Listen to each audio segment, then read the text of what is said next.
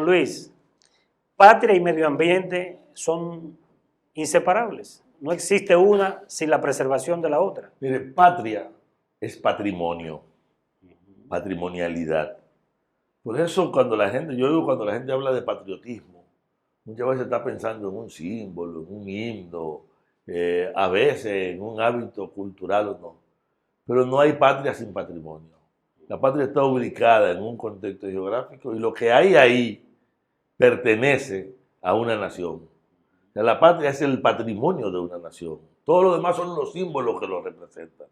Muchas veces confundimos el símbolo con la esencialidad. Pero hay mucha literatura que expresa claramente eso, la conformación de la patria en lo tangible y lo intangible. Y la sumatoria da la nación. De eso se habla tanto. Sin embargo, nosotros hemos entrado, por ejemplo, en procesos continuos de privatización de recursos fundamentales, lo cual implica la despatrimonialización y la reducción de la Pérdida de patria. Por ejemplo, la privatización del agua o la privatización de costas es la disminución de la patria. Claro. En realidad, la gran amenaza sobre la patria dominicana implica la pérdida total del patrimonio. Cuando nosotros teníamos una limitante de la cantidad de espacio que podía adquirir un extranjero, y eso se eliminó, nuestra patria se puso más chiquita. Así es. Cuando nosotros convertimos concesiones mineras a 75 años con la posibilidad de expandirla 2 veces 25, y usted lo metió a 125 años, usted está reduciendo realmente el cuando tamaño, concesionamos los puertos. Cuando usted concesiona los puertos. A 40 años. Sí, o sea, esto no disminuye la patria. Por lo tanto, cuando nosotros hablamos de una patria grande, queremos decir una patria propia, un patrimonio de la población. El gran problema es que yo puedo despatrimonializar de 3 maneras. Cuando despatrimonializo, entregando a los extranjeros. Cuando despatrimonializo, porque paso a intereses particulares privados que entran en contradicción con el interés general, bienes. Y de hecho, hemos ido aprobando una serie de legislaciones, como la ley de APP y la propia ley de fideicomisos, que abren espacio para esa privatización. Y la peor de todas es la que está vinculada al robo directo, a la apropiación directa de los recursos que genera la patria, y esto ya lo vincula a la corrupción. Por lo tanto, desde la perspectiva ambiental, el tamaño de la patria tiene que ver con de quién son los recursos, quién los maneja, cuál es su calidad y cuál es su posibilidad de permanencia. La deforestación, por ejemplo, y el hecho de que una gente te desmonta un bosque especializado en incorporar agua para sembrar aguacate al interior de un área protegida, es un robo porque te quita el área protegida. Pero al disminuir la cantidad de agua que entra, te está empobreciendo a todo el país, te está empobreciendo a la patria, aunque él esté enriqueciendo su propio patrimonio. Entonces, de repente, la patria, el patrimonio nacional, suele entrar en contradicción bajo este esquema de apropiación, en contradicción con el patrimonio individual. Y la verdadera patria es aquella donde la suma de todos los patrimonios te hacen la patria, porque ninguno la contradice. El objeto de cualquier legislación ambiental, y es el objeto de la legislación nuestra, era garantizar que los intereses individuales fueran consistentes, coherentes con el interés nacional.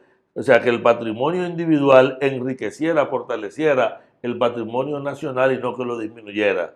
Cuando usted coge en su finca y la quema para que te sea más fácil hacer agricultura, y eso degrada tu suelo, va a degradar al del vecino, independientemente de que tú tuviste que invertir menos para la próxima cosecha, tú estás disminuyendo el patrimonio de todos. O sea, tu patrimonio entró en contradicción, entonces tú eres un antipatriota. El concepto de patriotismo, por lo tanto, está atravesado por la variable ambiental.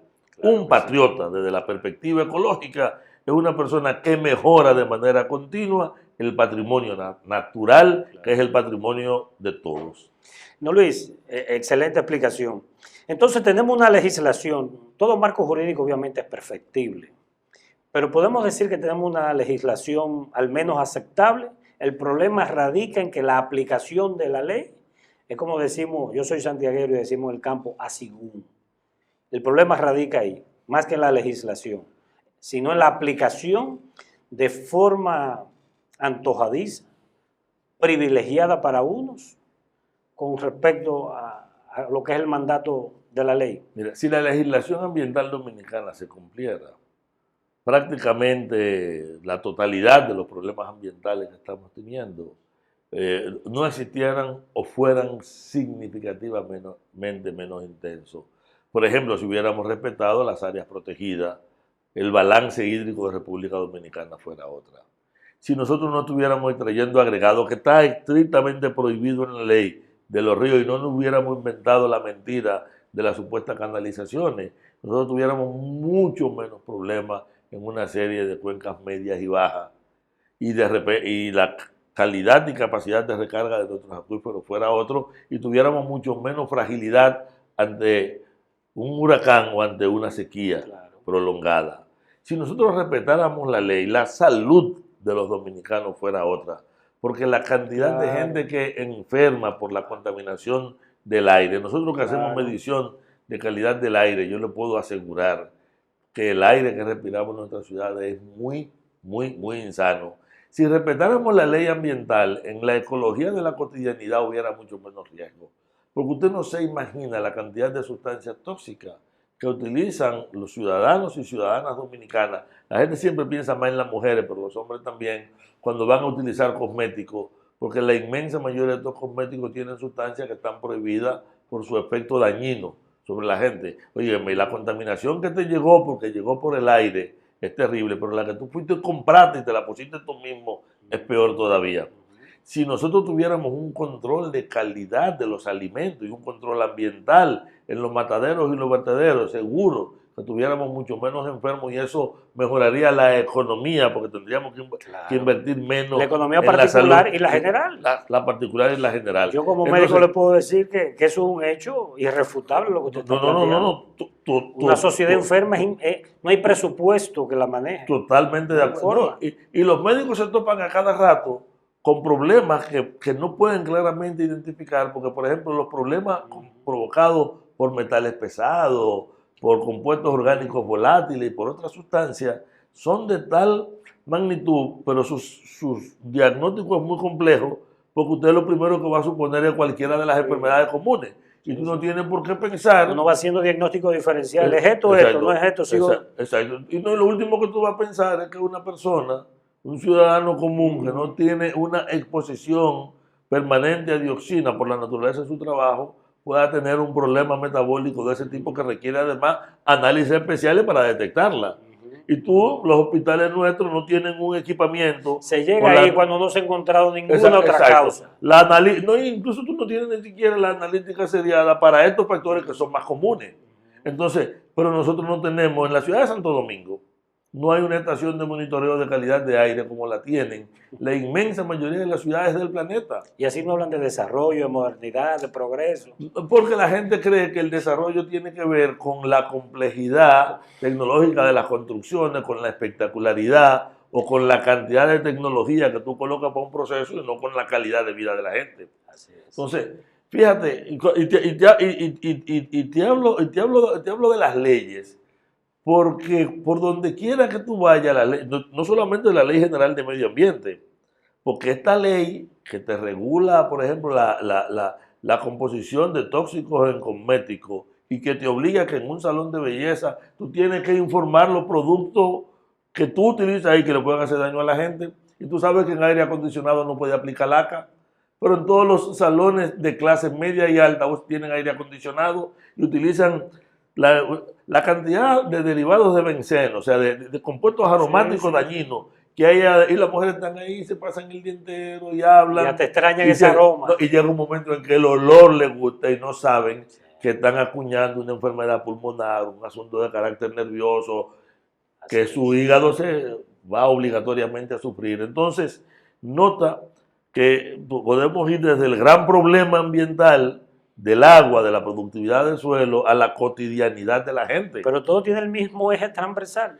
Sí, la falta de aplicación de la ley. de una ley que te obliga además a una educación ambiental que no es simplemente dar mensajitos de cuida el ambiente. Una educación ambiental es que la gente pueda entender toda esta Desarrollar realidad. conciencia. Por ejemplo, no es posible que la gente que bregan con determinados productos, recuérdense que hace 4 años apareció una sustancia extraña tirada en 3 o 4 sitios y era un desecho tóxico de una industria que produce plafón. Todo el mundo sabe quién era, nunca lo sometieron a la justicia porque era una persona que estaba vinculado al poder. Y al final eso se recogió y no se llevó al vertedero especial que está en Sierra Prieta, que es la otra, no tenemos vertederos especiales. Cuando usted ve la ley del manejo de los residuos hospitalarios, y usted descubre cuál es el verdadero manejo y descubre que el camión que va a buscar es el mismo que recogió los demás y que tiene un compactador que lo compara, que cuando lo comprime usted ve lo lixiviado y va por la calle goteando, pero salió del Morgan, como dice la gente, ¿verdad? O de la Angelita, para usar los nombres con que la gente llama a los hospitales. Pero hay leyes muy estrictas y sanciones muy estrictas. Entonces no se aplican esas leyes. Y eso es válido en sentido general. ¿Quiere decir eso que tenemos todas las leyes? No. Nosotros tenemos que completar una ley de agua, pero ocurre que lo que quieren aprobar por ley de agua es un salto hacia atrás.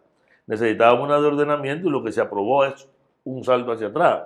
Nosotros necesitamos una ley de costa. O sea, hay una serie de leyes que todavía, pero cuando se discutió, por ejemplo, la ley de seguridad de la biotecnología, terminamos por esa ley comprometiendo la posibilidad de que patenticen genes que están en nuestra biodiversidad nativa, porque lo va a patentizar el que lo identifica. Entonces, una planta endémica nuestra, de repente quien tiene derechos sobre el valor genético que tiene es una compañía química que lo identificó, porque nosotros no tenemos una investigación en esa dirección. Fíjese que hay grandes huecos, que el desafío ambiental es complejo, es multifacético, que no hay un profesional ambiental que pueda manejarlo todo, ninguno.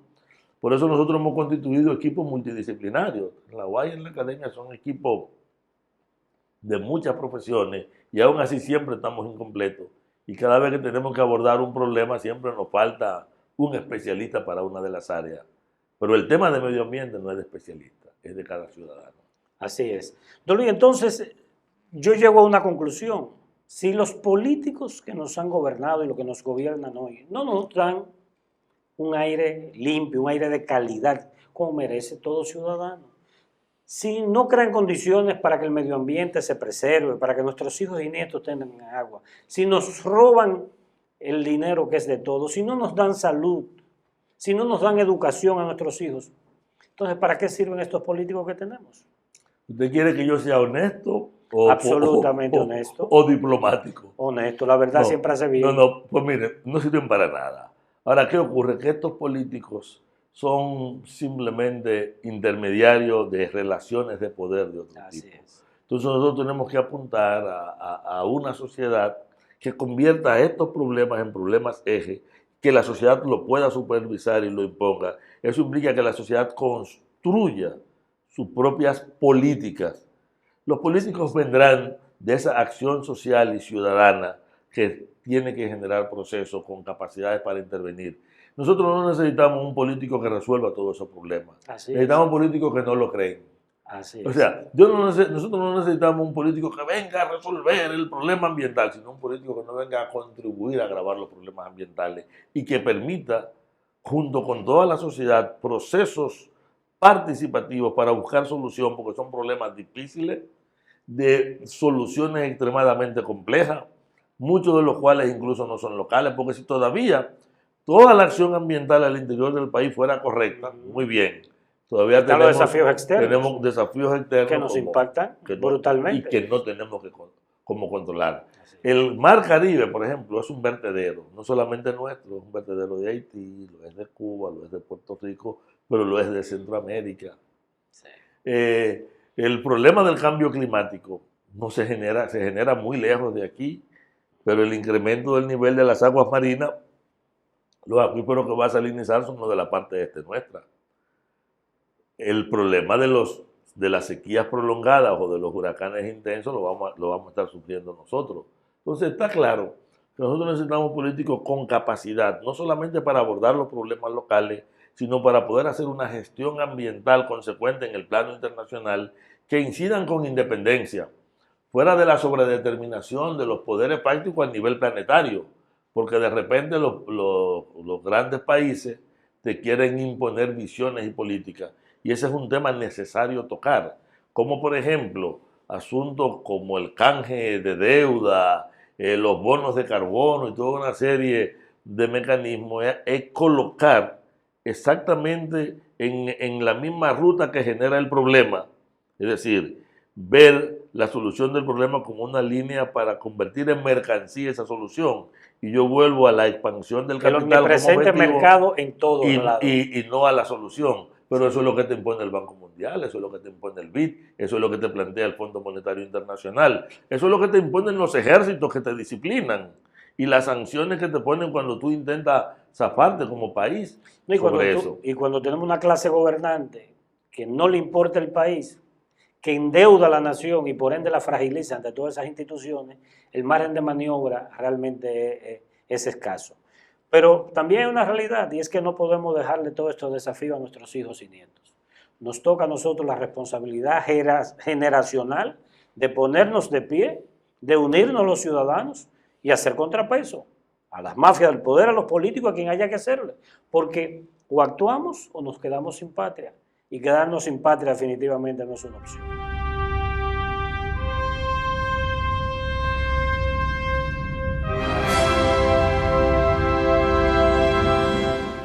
Aquí tenemos la revista Identidad y Propósitos de Rescate Democrático. Aquí está contenido una parte de la visión de Rescate Democrático, de dónde venimos, hacia dónde vamos, la visión de país que tenemos. Y es importante que los dominicanos no solo escuchen lo que decimos, sino que tengan un documento donde está sentado y registrado nuestra visión y nuestro compromiso con el país. Este instrumento, esta revista también la utilizamos como un medio de recaudación. Los amigos que estén interesados a los fines de apoyar a Rescate Democrático a través de esta vía lo pueden hacer.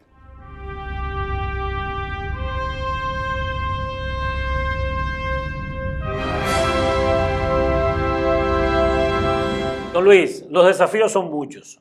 Acciones. Ruta. Las acciones tienen múltiples vías. No nos olvidemos que el problema ambiental es un problema que tiene muchas aristas, es un problema complejo y esa complejidad obliga a una enorme diversidad de respuestas en función de las posibilidades de cada cual. Aquí en República Dominicana nosotros hemos hecho un esfuerzo por unificar el movimiento ambiental y el movimiento social. De hecho, hemos creado una red socioambiental que involucra a múltiples entidades ambientalistas y a muchas entidades territoriales que están peleando sus realidades. En un sitio están peleando contra la extracción minera, por ejemplo, de la Belfort en Barahona, en otro con una decisión para una obra inútil, de una presa inútil en Boca de los Ríos. En otro lugar están peleando contra la mala ubicación de una compañía que está procesando batería, en el otro contra un extractor de agregado, en el otro contra tal y tal. Y esa diversidad de acciones conducen siempre a lo mismo. Ninguno puede pelear solo su pleito. Si nosotros hubiéramos dejado que solamente la comunidad de Algarrobo peleara por Loma Miranda ya lo hubieran explotado. Convertir a Loma Miranda en un fenómeno nacional implicó que la gente de allí salió a buscar solidaridad, llevó a la gente a conocer la realidad, a todo el que le decían que en Miranda no había agua, pero se había bañado en la llovedora, había atravesado varias veces el río Jagüey, o veía y conocía el contexto, o utilizaba las aguas para regar su arroz en ese momento. Oye, tú le decías a una gente que conocía eso, que no había agua y se reía de ti. Sin embargo, el discurso de la minera era, no, ahí no hay agua, eso no tiene tal importancia, y era prácticamente ningunearlo. Pero cuando se hizo el estudio ambiental, el 100% de la población local participó en ese estudio. Y cuando tú involucras a una población en levantar información y luego la socializa y la discute con ellos estaban en capacidad de discutir, tú le podías llevar al especialista que tú quisieras, pero ellos habían estudiado su realidad y tenían un convencimiento. Ese conocimiento le permitió organizarse. No fue solo crear el campamento como una acción física, el campamento era un espacio para incrementar la capacidad de ellos hacer, para de manera organizada ser un factor de presión y salir a buscar solidaridad. Y con ese nivel de conocimiento y este nivel de organización, ellos pudieron dirigirse a todo el resto del país. Y era más fácil que el país lo oyera porque ellos sabían de lo que están hablando, estaban organizados y estaban en capacidad de resistir presiones, seducciones, porque hubo intentos de seducir, intentos de comprar e intentos de reprimir. De hecho, se utilizaron todos los mecanismos y cuando no pudieron con estos tres fue tratar de desacreditarlo. Y cuando no pudieron tampoco desacreditarlo ni reprimirlo, entonces fue imponer unas decisiones desde fuera con una gran mentira, como era el convenio firmado con la Confederación Dominico-Suiza sobre protección de las inversiones que obligaba al país a pagar ingentes cantidades de dinero y al final se vetó la ley que declaraba Parque Nacional a Loma Miranda porque el país no tenía el dinero con que había que compensar a una compañía que había invertido Shell en apropiarse de esos terrenos. Entonces, fíjese que este de organizarse, de darse cuenta, de crear redes de solidaridad es fundamental. Pero esas redes de solidaridad deben buscar una alianza importante. El movimiento social y el movimiento ambiental, articulado a la intelectualidad organizada o no, de aquí el papel importante, por ejemplo, de la Academia de Ciencias, el papel importante de la Universidad Autónoma de Santo Domingo, pero de muchísimas entidades profesionales que se han articulado a este proceso y que le suman entonces nivel de conocimiento, profundidad en el planteamiento y le permite llegar a espacios donde, por ejemplo, el habitante de una pequeña comunidad, qué sé yo, en cualquier comunidad rural, no tiene el mismo acceso a los medios que tiene un miembro de la Academia de Ciencia o un periodista o un médico de cierto reconocimiento que se integra a la lucha y que con frecuencia aparece junto a ellos, que no lo sustituye en su voz, porque eso es importante. Y el otro elemento es que esto debe llevar a la creación también de redes internacionales. El problema ambiental no es local. Ni nada de lo que vivimos aquí no se vive en otro. Oye, en prácticamente todos los países del mundo, de alguna u otra manera, hay algunas de las manifestaciones de las crisis ambientales que tenemos localmente. Entonces, estos niveles de articulación, de unión y de trabajo deben llevar entonces a crear otro nivel de conciencia, tratar de entender a profundidad por qué la crisis ambiental. Nosotros sostenemos que ningún empresario, ninguno, la compañía química más contaminante o la peor minera, no quieren hacer daño. Y no hacen daño porque sean malos, hacen daño porque hay una racionalidad en la economía que le plantea que si ellos ganan más haciendo daño, bueno, ellos van a decidir ganar más haciendo daño. Entonces eso obliga a organizar la sociedad. El movimiento ambiental entonces tiene que tener propuestas globales alrededor de estos temas. Cuando descubre que sus propuestas tocan el eje del poder, entonces el movimiento ambiental se da cuenta que es un contrapoder y tiene que decidir actuar como contrapoder. Y yo digo, don Luis, que ese músculo social, ciudadano, tenemos que ejercitarlo permanentemente. Que las calles, plazas y avenidas de nuestro país sean el gimnasio social donde fortalecemos ese músculo de la protesta, de la denuncia, pero también tenemos que entender que nos unimos o nos hundimos como sociedad. Porque miren, al llegar a esta parte final yo saco algunas reflexiones. Una, tenemos enormes desafíos urgentes en el país, en el plano medioambiental como en otros. Urgentes e inobviables. Son desafíos que no podemos ignorar, estamos obligados a enfrentar. No podemos hacer como la avestruz que entierra su cabeza. El desafío del agua, porque si usted no abordamos el desafío del agua, usted morirá de sed. Así es. Y nuestros hijos y nietos. Y no tenemos derecho a dejarle a nuestra descendencia un país y un mundo peor que el que encontramos. Pero dos, también digo, y compruebo una vez más, que aquí hay profesionales, como es su caso, competentes, formados, con una zapata académica poderosa, sólida. ¿Qué pasaría si nos unimos y llevamos lo mejor del país al gobierno?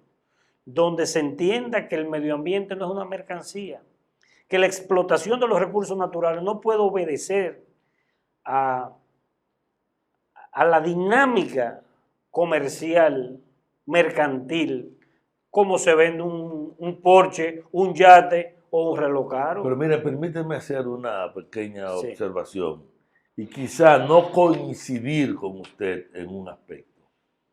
Sí, yo pienso, hay muchos buenos profesionales de este lado, pero el problema no es la formación profesional. Del otro lado, o sea, en el lado de la contaminación, de la degradación, del poder, hay muchos, algunos mejores profesionales en términos de formación.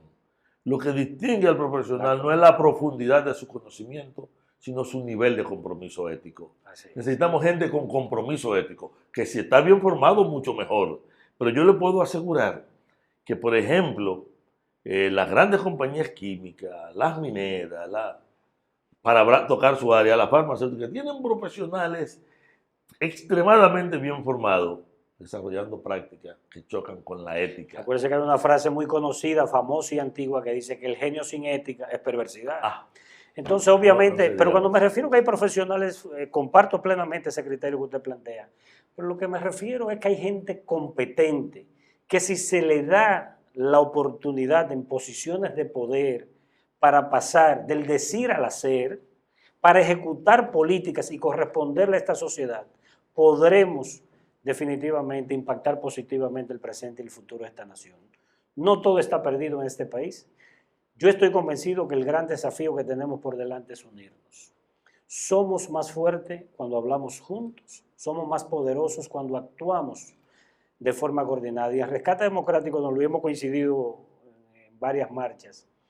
Nosotros somos una institución de ciudadanos que decimos que estamos aquí y que existimos para apoyar toda lucha ciudadana y social que vaya en beneficio del país, porque si es bueno para el país, es bueno para mí, es bueno para usted, es bueno para nuestros hijos. Así que el desafío está ahí y tenemos que entender que la solución a los problemas del país no va a venir desde allá arriba, desde los políticos, hacia nosotros los ciudadanos, sino que es exactamente lo contrario, tiene que nacer de nosotros los ciudadanos para imponérselo a la clase política y a la clase gobernante. Ese es el desafío, esa es la tarea, y en eso trabajamos constantemente a Rescate Democrático. Bueno, Luis, muchísimas gracias y espero que esta oportunidad se repita porque yo he aprendido mucho y espero seguir aprendiendo con usted. No, gracias, yo espero que se repita también. Así será.